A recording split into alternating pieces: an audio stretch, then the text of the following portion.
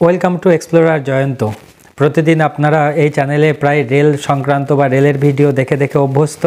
আজকে আপনাদেরকে কিন্তু রেলের বাইরে গিয়ে বিমানবন্দরের কিছু খবর দেব।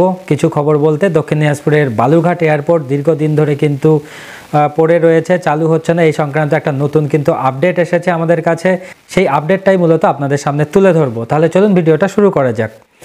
দীর্ঘদিন ধরে কিন্তু বালুরঘাট এয়ারপোর্ট পরিত্যক্ত অবস্থায় পড়ে রয়েছে। আমরা বিগত আরও দুটো ভিডিও করেছিলাম বালুরঘাট এয়ারপোর্টকে নিয়ে। প্রতি বছরই প্রায় নতুন করে পর্যবেক্ষণ করা হয় বছরের শুরুতে শেষে। এবার কিন্তু একটা নতুন আপডেট উঠে এসেছে এই বালুরঘাট এয়ারপোর্টকে নিয়ে।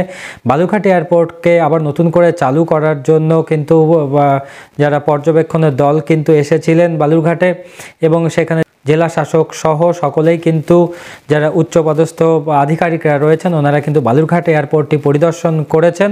এবং পরিদর্শন করার পর একটা পজিটিভ খবর কিন্তু উঠে এসেছে, যেটা অনুমান করা হচ্ছে যে নতুন বছরে এই এয়ারপোর্টটি চালু করা যেতে পারে, এরকম কিন্তু খবর রয়েছে।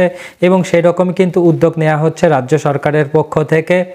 এবং এটা যদি হয়ে থাকে তাহলে খুবই একটা ভালো খবর, কারণ আমরা বিগত ভিডিওতে আপনাদেরকে দেখিয়েছিলাম বালুরঘাট এয়ারপোর্টের রানওয়ে যথেষ্টই ভালো কন্ডিশনে রয়েছে। প্যাসেঞ্জার লাউঞ্জ থেকে শুরু করে এয়ার স্ট্রিপ থেকে শুরু করে যা যা পরিকাঠামো লাগে, মূলত প্রায় বেশিরভাগ পরিকাঠামোই কিন্তু রেডি রয়েছে।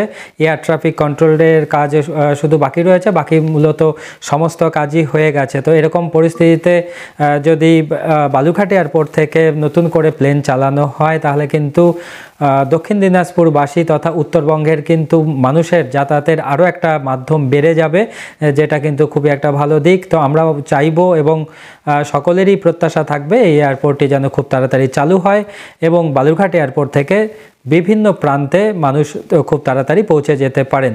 তো আজকে ভিডিওটি এই পর্যন্ত। ভিডিওটি ভালো লাগলে অবশ্যই লাইক, কমেন্ট এবং শেয়ার করবেন এবং আমাদের চ্যানেলকে সাবস্ক্রাইব করে আমাদের পাশে থাকবেন। বাই।